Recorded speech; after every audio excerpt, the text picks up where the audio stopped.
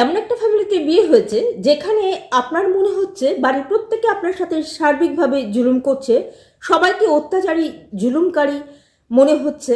আপনি কি করবেন? সবাইকে, এমনকি হাজব্যান্ডকে তো আপনার কাপুরুষ মনে হয়।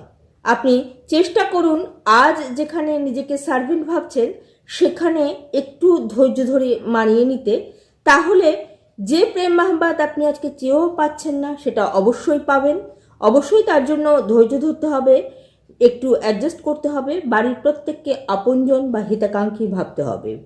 তা না করে যদি প্রতি মুহূর্তে ছোটোখাটো ঝগড়া অশান্তি মা বা ভাইকে বলতে থাকেন, তাহলে তারা এমন কোনো বুদ্ধি দেবে যেটা আপনার সাথে পরিবারের গ্যাপ বাড়িয়ে তুলবে এবং বিচ্ছেদ অবধি সম্পর্ক করাবে। সেসব না করে মনের চাপ বা পাথর সরাতে চেষ্টা করুন, নিজের ক্রিয়েটিভিটিকে কাজে লাগিয়ে, নিজের গুণকে জাহির করে বা নিজের ডিগ্রিকে কাজে লাগিয়ে কোনো কাজ খুঁজে নিজেকে ব্যস্ত রাখতে, বাড়ির কাজগুলোকে নিজের কাজ ভাবতে। তাহলেই দেখবেন মনের পাথর খানিকটা হলেও সরু।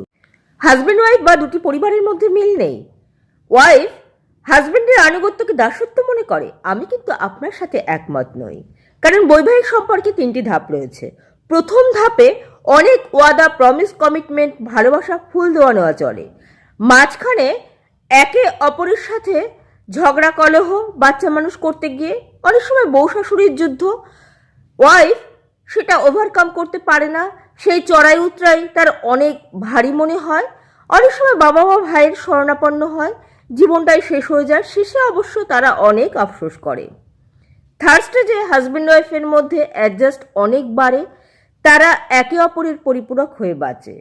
কিন্তু যাদের ধৈর্য কম, কৃতজ্ঞতা কম ঈশ্বরের প্রতি বা একে অপরের প্রতি, তারা কিন্তু দীর্ঘ পথ একসাথে চলতে পারে না। মাঝখানের চড়াই উতরাইকে তাদের অনেক বড় মনে হয়, তাই ভেঙে যায় দুটি মানুষের মন, পরিবার দুটি আলাদা হয়ে যায়।